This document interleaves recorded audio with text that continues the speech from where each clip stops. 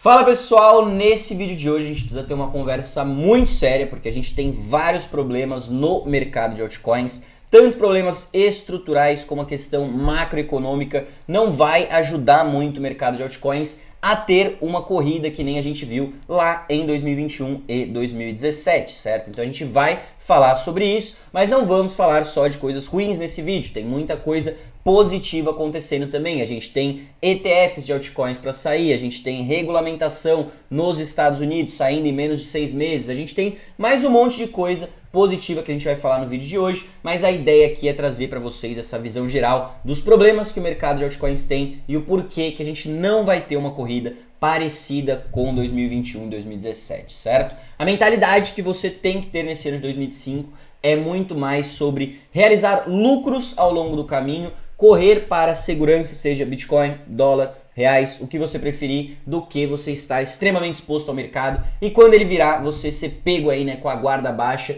e acabar entregando tudo de volta para o mercado. Porque como vocês viram nas últimas semanas, quando ele vira é rápido e é brutal. Todas as altcoins sofrem muito, certo? Então, sem mais enrolação, se você gosta desse tipo de conteúdo, você já sabe o que fazer, né? Destrói o like aí embaixo e fica comigo até o final, que eu prometo que você não vai se arrepender. Bom, então vamos lá, pessoal. Vamos começar falando sobre os problemas estruturais que a gente tem aí no mercado de altcoins, tá? E para isso, eu vou estar lendo essa thread que eu postei essa semana lá no meu Twitter. Inclusive, se você ainda não me segue por lá, @CryptoHunt, dá aquele follow para fortalecer. A gente tá postando todos os dias conteúdo de primeiríssima. Então, o primeiro ponto que eu quero comentar com vocês é que se você está se baseando apenas na história dos ciclos de 4 anos, do que aconteceu no passado, tem que se repetir, cara, tira essa mentalidade da sua cabeça. A gente só viveu 2 ciclos e as condições desses outros ciclos eram completamente do que a gente tem hoje no mercado, como eu vou mostrar para vocês, tá? O cenário macroeconômico está completamente diferente, não está nem um pouco favorável que nem estava lá atrás. A gente vai falar bastante sobre macro hoje, tá? Eu sei que é um tema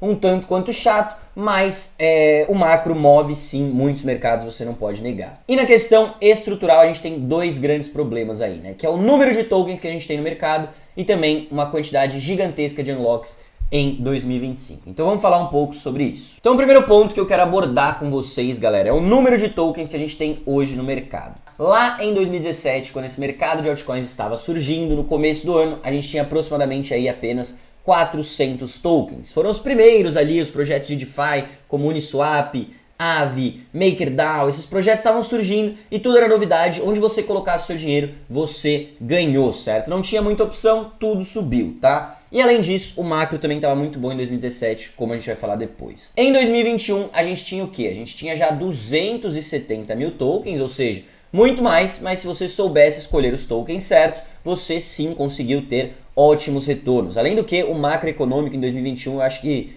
muitos e muitos anos até a gente ver condições econômicas parecidas. Estava super favorável. E agora, em 2024, a situação é outra, galera. A gente tem mais de 38 freaking milhões de tokens no mercado, ou seja, é muito token, você tem que ser muito seletivo sobre quais você vai comprar, e a gente tem uma situação macro aí, né, que não está injetando muita liquidez na economia, não está muito legal, vamos falar mais depois sobre isso, e claro, são apenas alguns projetos que vão performar, tá? Então esse aqui é outro ponto. Além disso, outro grande problema que a gente tem são os token unlocks massivos que estão chegando para o ano de 2025. Então só nesse ano a gente vai ter mais de 74 bilhões de dólares em token unlocks atingindo o mercado. Para você que não faz ideia do que eu estou fazendo, o token unlock é o seguinte, tá? Quando um projeto cripto lança o seu token, lança a sua moeda no mercado, muitas vezes eles não liberam todos os tokens de uma vez. Eles deixam uma parte desses tokens guardada para serem liberados depois ao longo de um período de tempo. Então seja 2, 3, 4, 5 anos.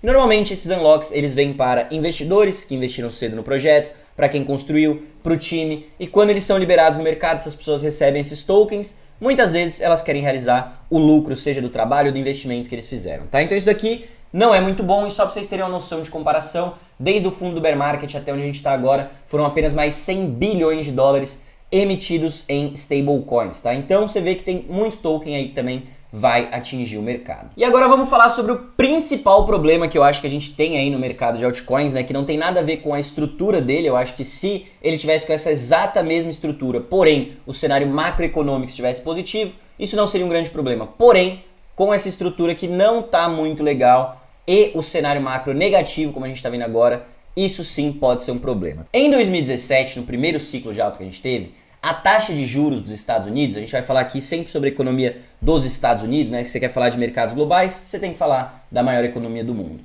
Estava próximo ali do 0,75%, o que era muito bom para ativos de risco, para mercados. Quanto menor a taxa de juros, mais liquidez você tem sendo inserida nos mercados e faz geralmente ativos escassos, né, se valorizarem. Então, a taxa de juros estava super baixa e o Fed estava num período pós-QE, tá, galera? Então, QE seria o Quantitative Easing ou afrouxamento quantitativo, que é um mecanismo por onde o Fed compra títulos de dívida do governo com dinheiro que ele acabou de imprimir e por meio disso ele injeta dinheiro na economia, tá? Um grande exemplo de um período que a gente teve de QE foi em 2021, onde o Fed imprimiu mais de 5 trilhões de dólares e injetou na economia. Por que ele fez isso? Porque a gente teve a pandemia, a gente teve, né, as pessoas trancadas em casa, os negócios parando, você não queria ter um grande colapso econômico, as pessoas, cara, estavam preocupadas, você precisou fazer o quê? Injetar dinheiro na economia por meio de estímulos, de auxílio, whatever, para a economia não quebrar, certo? E daí eles ligaram essa impressora, ligaram esse processo do QE e injetaram um monte de dinheiro na economia. Então em 2017 a gente estava pós-QE, o que não é uma impressão dita assim, né, mas estava ok. Em 2021 a gente teve QE, então realmente eles imprimiram um monte de dinheiro, um monte de liquidez entrando no sistema e a taxa de juros estava perto da casa ali do 0%. Então teve um momento que ela estava entre 0,25% e 0%. Essas são as duas ferramentas que o Fed, o Banco Central dos Estados Unidos, tem para estimular a economia. Um é abaixar a taxa de juros, que faz com que aumente liquidez, e dois seria o Quantitative Easing, né, o QE, que a gente fala, que seria realmente imprimir dinheiro e injetar na economia. Porém agora, em 2024, se você olhar, a situação é completamente diferente. Então a gente tem um problema, que é a inflação, que está subindo, tá? Essa semana saíram dados de inflação. A expectativa para a inflação do consumidor lá nos Estados Unidos estava em 2,9%, saiu em 3%, acima do esperado, que não é bom. Por quê? Quando a inflação está em alta, o Fed não tem motivos para abaixar a taxa de juros, que está extremamente alta. Está em 4,5%, tá, galera? Então, taxa de juros não tá legal e o Fed, ele não está no movimento de QE, ele está no movimento de QT. QT é justamente o oposto do QE, seria o Quantitative Tightening, o aperto quantitativo, onde o Fed vende esses títulos que ele comprou lá atrás, né? No caso ele está vendendo o quê? Os títulos que ele comprou durante a pandemia e ele está pegando esse dinheiro da venda dos títulos que ele está vendendo para o mercado, né? E tirando ele da economia. Então o Fed está enxugando liquidez por meio do QT e as taxas de juros também são uma forma de desacelerar o aumento dessa liquidez, tá, galera? E por que é importante a gente acompanhar isso, falar sobre isso, tá, pessoal? Porque o Bitcoin e todos os ativos de risco, altcoins, bolsa, ações, são barômetros aí, de certa forma, né, para a liquidez. Então, se você olhar esse gráfico, você vai ver que o Bitcoin tem uma correlação de 83% com a liquidez global, ou seja, se eles estão imprimindo dinheiro, se a liquidez está aumentando, o Bitcoin, que é um ativo escasso, um ativo de risco, ele tende a se valorizar junto com a desvalorização da moeda. Não só o Bitcoin, como também, claro, todas as altcoins e também o SP500, que é o índice da bolsa lá, das principais ações dos Estados Unidos. Ele tem uma correlação de 81% com a liquidez global neste período de 12 meses. E essa correlação é tão forte, né, que a galera fala que o crescimento do SP500 em geral é pau a pau, né, bate muito certo com o crescimento da liquidez global, né, se olhar ano após ano. Então, realmente, sem liquidez é difícil dos mercados correrem, tá? Com liquidez, os mercados correm, que é uma beleza. Você pode ver isso nesses gráficos aqui, né? Então, temos em azul a bolsa, em laranja o M2, que mede justamente a liquidez global, e ó, como eles andam juntos, né? Quando um cai também, o outro cai, anda muito junto. E o Bitcoin também, tá? O Bitcoin aqui, ó, sobe, tá subindo, cai quando tá caindo, sobe quando tá subindo, cai quando tá caindo. E você vê que as quedas e as altas são mais brutais no Bitcoin, e nas altcoins, eu que o diga, né? Então, a gente precisa de estímulo, a gente precisa de liquidez para esse mercado correr. E a gente não tem isso no ano de 2024, tá? A gente tem inflação alta, que faz com que o Fed mantenha os juros altos, e com juros altos o Fed não vai nem sonhar em um QE, pelo menos se a gente saísse de um QT já seria muito bom, né? Então tá complicado aqui, tem até o videozinho do Powell falando essa semana que, cara, não vai ter QE, não vai rolar QE, você tem que isso vai acontecer na sua cabeça, não vai, porque antes do que acontecer eles teriam que jogar as taxas lá para perto de zero, e ele falou que só acontece QE quando as taxas estão perto de zero, o que está muito longe de acontecer, certo? Então beleza, vamos falar agora então sobre o que a gente tem de positivo para o mercado, porque até agora com tudo que eu falei para vocês, o que você deve estar pensando é, então eu devo vender todas as minhas altcoins, esqueço desse mercado, vou para a bolsa, vou fazer outra coisa, porque a coisa tá feia. Sim, a coisa está feia, porém a gente tem algumas coisas aí a nosso favor também, né? São sempre dois lados de uma moeda. O mercado não é certo, você nunca pode ter certeza de nada. Então, nessa outra thread que eu postei aqui essa semana também, a gente vai falar um pouco sobre as coisas positivas que estão acontecendo nos Estados Unidos em relação ao mercado cripto, tá? Então, primeiro, a gente tem a conversa da reserva estratégica de Bitcoin, a gente tem regulamentação clara para o mercado cripto vindo dentro de um período de 6 meses, a gente tem os Estados Unidos querendo utilizar stablecoins para garantir a dominância do dólar no planeta, tá? E a gente tem uma narrativa muito forte da tokenização de ativos tradicionais, ativos do mundo real para a blockchain. Então, sobre a reserva estratégica, a gente teve aí recentemente o David Sachs, o nosso CryptoKizar, falando que essa daí é uma das prioridades número 1 da sua equipe, avaliar a viabilidade dessa reserva, tá? Então ele falou isso aqui no Congresso Nacional, que é uma das primeiras coisas que a equipe dele vai estar trabalhando. Para quem não sabe, esse cara aqui, né, ele foi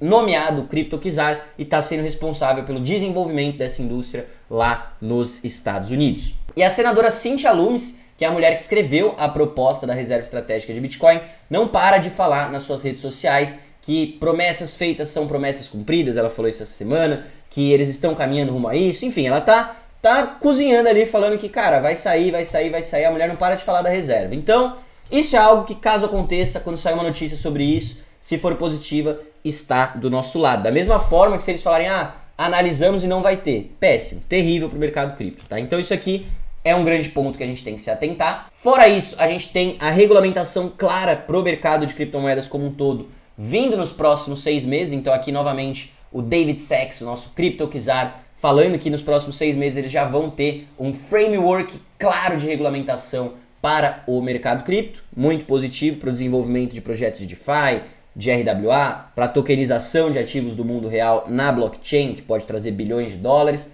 Muito massa que a gente finalmente vai ter regulamentação clara para esse mercado. Inclusive, nesse aspecto, nesse assunto, né, a gente já tem até uma força-tarefa cripto, que tem pessoas na SEC, o órgão que regulamenta investimentos lá nos Estados Unidos, já trabalhando nessa nova regulamentação.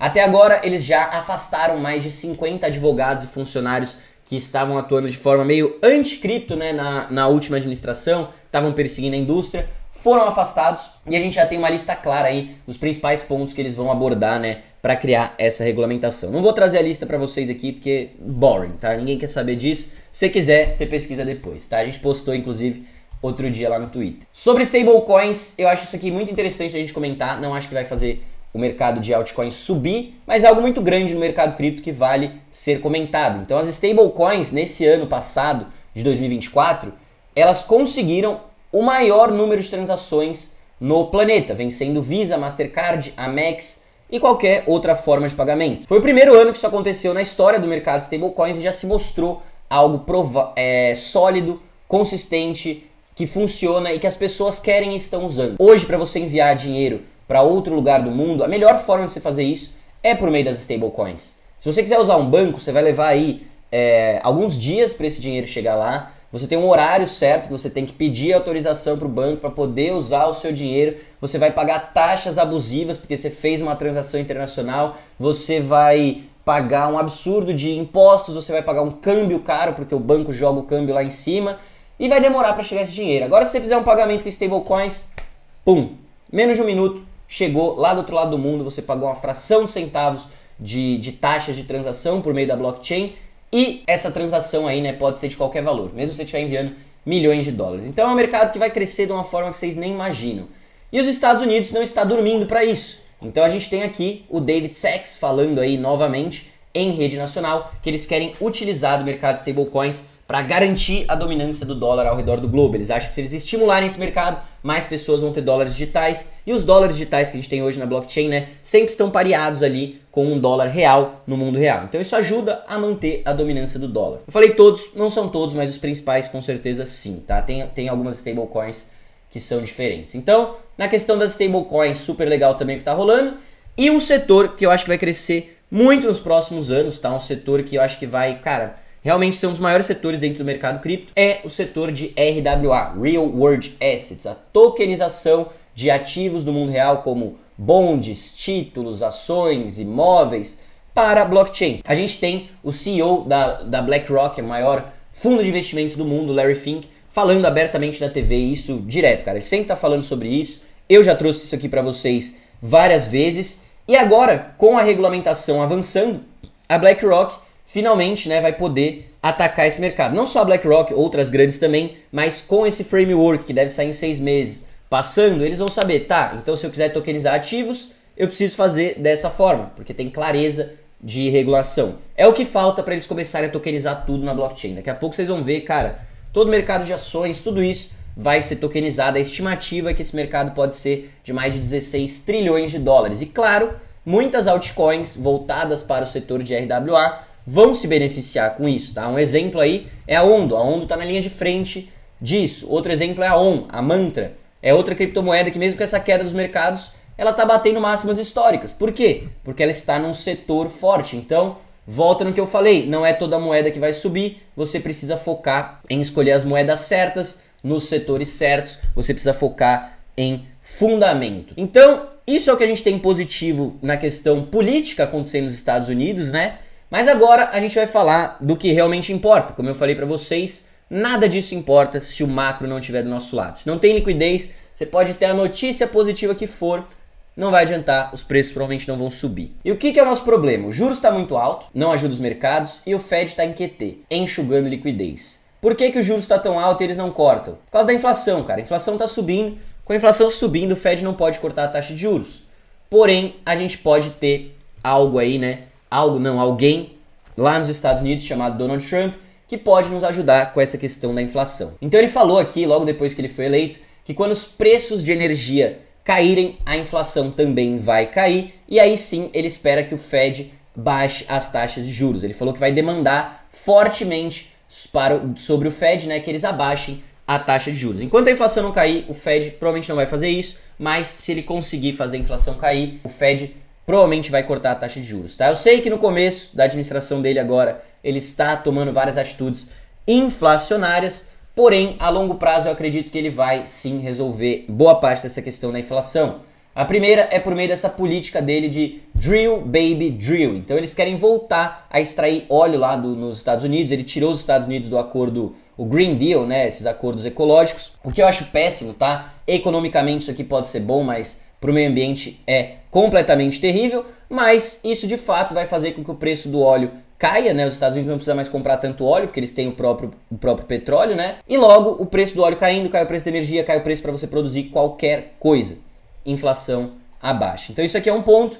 E o outro é que nessa semana ele teve uma conversa aí, né, com o presidente Vladimir Putin, onde eles falaram aí sobre Ucrânia, Oriente Médio, energia, inteligência artificial e mais um monte de coisa. E ele falou que ele teve uma conversa muito legal e que os dois concordaram que está na hora de parar esses milhões de mortes que estão acontecendo entre Rússia e Ucrânia. E que ele está muito confiante que um acordo será feito muito em breve entre esses países e, enfim, ele acha que isso daí vai ser algo de sucesso. Então isso aqui, maravilhoso que o Trump tenha tomado essa atitude aí, né? Acho que todo mundo quer que essa guerra pare por lá, tem um monte de gente inocente morrendo, cara. A Ucrânia tá um caos e, de fato, eu acredito que eles vão andar nesse caminho, né? Pra acabar a guerra, não sei quando, não sei como eu falei, mas isso é algo que deve acontecer muito em breve, o que também é positivo para os mercados, o que também reduz incerteza, reduz inflação. Então temos esses pontos aí que podem abaixar a inflação, logo o Fed também deveria abaixar a taxa de juros. Então isso aqui é legal, porém a taxa de juros não é a única coisa que importa, tá, galera? A gente precisa também de uma injeção mais forte ainda no mercado de liquidez. Não basta a taxa de juros, nos últimos anos a gente tinha também o QE e outras coisas acontecendo, e a gente vai falar sobre isso agora, algo que não é exatamente QE, mas se parece muito com o quê? Vai ser uma injeção grande de liquidez que pode estar vindo para os mercados nos próximos 14 dias. Então, muito em breve, muito em breve. Porém, também vai acabar muito cedo. Vamos entender isso aqui direito, porque aqui já é uma parte mais macro, mas é muito interessante, muito importante que a gente entenda isso. Então, eu peguei o post desse cara aqui, é um cara que eu acompanho faz tempo, Thomas on Markets, ele posta bastante sobre macro, tá? O conteúdo dele de primeiríssima, recomendo que acompanhem. E ele falou que os Estados Unidos pode muito em breve draw down, então enxugar, esgotar as suas Treasury General Accounts, então a sua TGA. É isso que provavelmente vai pampar dinheiro nos mercados, botem isso na cabeça. A TGA pode significar uma injeção de liquidez no mercado de mais de 800 bilhões de dólares, tá? Então, lembra lá o QE de 2021? 5 tri? É menos, mas é quase 1 trilhão, é muita grana. Então, funcionalmente, muito parecido com o QE. Bom pra gente, tá? Uma espécie de QE. Mas então, what's going on? Me explica melhor, o que é essa TGA, por que ela vai atingir os mercados, da onde que vem esse dinheiro? O governo dos Estados Unidos, ele impõe um teto da dívida que ele pode assumir, não é todo ano, não sei de quanto em quanto tempo que isso acontece, mas ele sempre impõe esse teto da dívida, né? E no caso, o teto da dívida dele está na casa dos 36 trilhões de dólares, aonde eles já chegaram. Então eles já bateram o teto da dívida deles, e isso significa que eles não podem continuar, né, tomando dinheiro emprestado, tomando dívida, enquanto eles não aumentarem o acordo do teto. Portanto, eles já implementaram algumas emergency measures, então medidas de emergência, para pegar dinheiro de alguns lugares ali, né, e não deixar o governo basicamente, não quebrar, né, mas para manter a dívida rolando. Os Estados Unidos conseguem parar a sua dívida. Então eles têm primeira ferramenta que eles têm para usar antes da TGA, porém o que ele está falando aqui, né, que eles já usaram quase 400 bilhões disso daí, só tem mais 133 bilhões e essas medidas de emergência, esse dinheiro já vai acabar muito em breve. E aí o que eles precisam fazer? Chegar num acordo logo sobre o novo teto da dívida, o que nunca aconteceu cedo, eles sempre costumam enrolar muito com a barriga para fazer esse acordo. Ou 2, começar a zerar as reservas da TGA deles, tá? Basicamente, o que é essa TGA? O que são essas reservas? Isso daí é uma conta que o governo americano tem lá no Banco Central. Então é dinheiro que o governo tem guardado no Fed, 830 bilhões de dólares. E aí, quando o governo precisa desse dinheiro, ele pode falar, opa, Fed, manda esse dinheiro para cá que eu tô precisando. Enquanto esse dinheiro tá no Fed, ele tá fora do mercado, é uma liquidez que tá fora dos mercados. Quando ela vai para a mão do governo, é uma injeção de liquidez nova que não estava ali nos mercados, tá? Então o que ele fala aqui é basicamente isso, que seria uma injeção de new liquidity in the markets. Um esvaziamento dessa reserva de TGA é basicamente uma forma de QE, você está injetando dinheiro na economia. Enquanto não é estreitamente QE, né, ele fala, se parece com QE, faz barulho de QE, cheira que nem QE,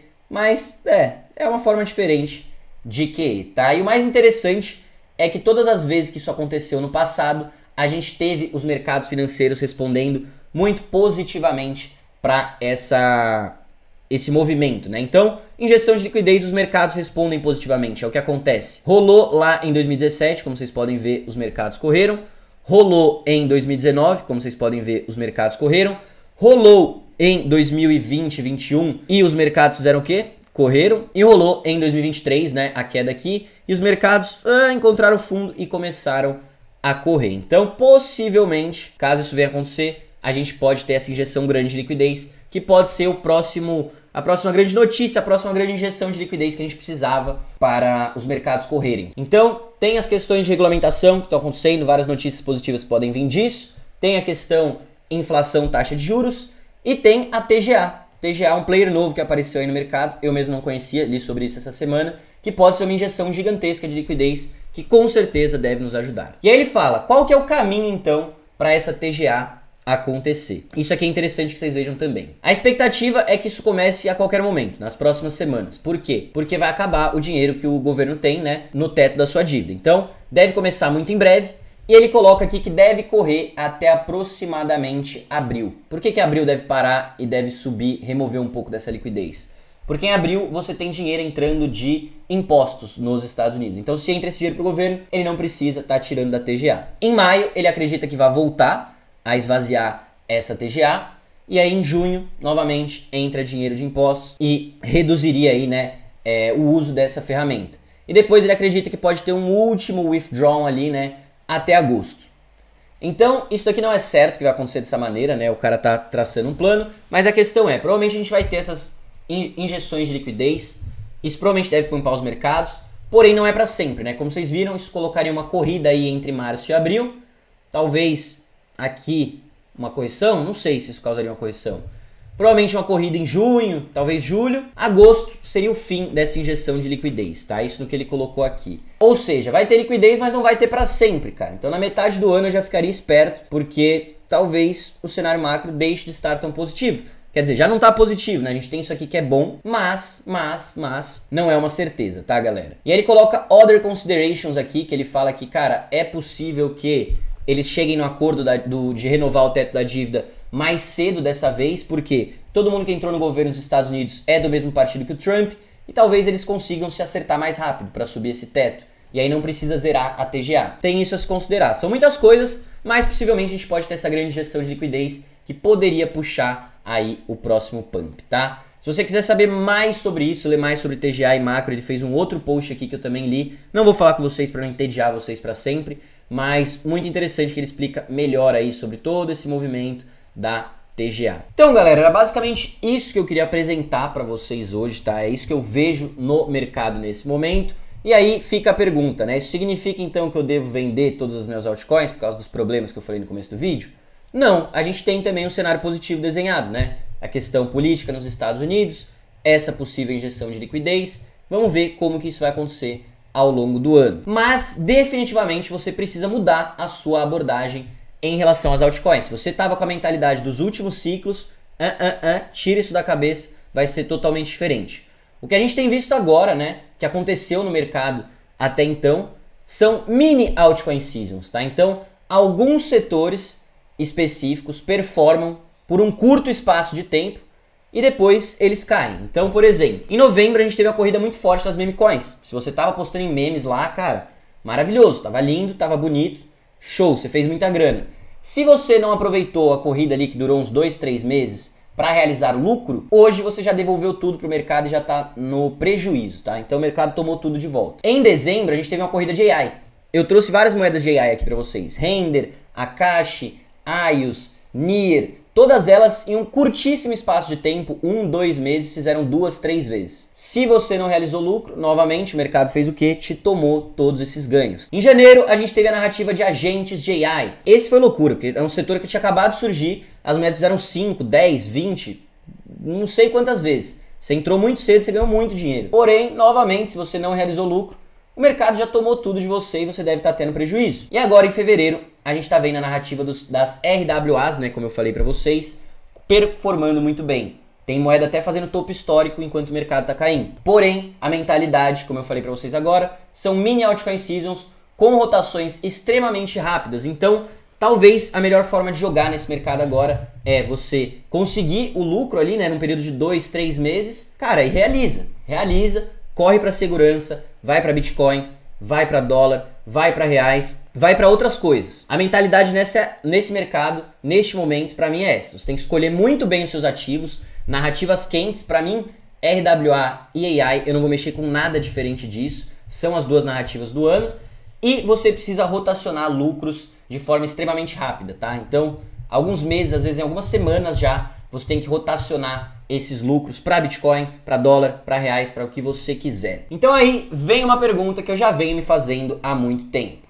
Para onde que eu vou realocar esse meu capital? Para onde que eu vou colocar esses lucros que a gente colheu, né, ao longo desses últimos anos? Tem uma parte dos meus Bitcoins que eu não penso em vender nunca. Eu quero holdar, cara, para sempre. Eu quero passar para os meus filhos, para os meus netos. Eu acredito no potencial disso aqui a longo prazo. Milhões e milhões de dólares. Então, uma parte vai estar em Bitcoin. Uma parte eu quero em dólar, porque o real está se desvalorizando muito e eu quero ter uma parte em dólar com um rendimento ali, né, seja em títulos, tokenização de dólar, enfim, tem opções de dólar. E uma parte, sim, eu quero trazer para reais e eu quero colocar em renda fixa. Por quê? Porque a renda fixa está pagando muito nos últimos tempos, tá? Então, se você ver aqui, o próprio MB oferece produtos de renda fixa digital. Eu mesmo ainda não mexi com isso daqui, eu ainda estou muito no mercado cripto, mas é algo que eu quero começar a observar daqui a um tempo. Quero trazer mais conteúdo para vocês sobre isso. Mas existem opções aqui, ó, pagando 16% ao ano. para você comprar esses títulos de dívida aqui. Então, para mim, essa é uma ótima alternativa para quando a gente começar a pensar a realizar lucro. Joga um pouco para cá, pô, tá ganhando 16% ao ano. Joga um pouco para Bitcoin, joga um pouco para dólar, tá, galera? Então, são algumas das coisas que eu estou pensando neste momento, tá? Era isso que eu queria mostrar para vocês hoje. Espero que vocês tenham gostado desse vídeo, que tenha ajudado vocês a entender um pouco do momento do mercado, um pouco das minhas concepções. E se você gostou, como sempre, destrói o like aí embaixo. Se você é novo por aqui, se inscreve no canal, ativa o sininho, porque toda semana a gente está trazendo esses vídeos aqui para vocês no canal do MB, certo? Então, um grande abraço, fico por aqui, até uma próxima e valeu!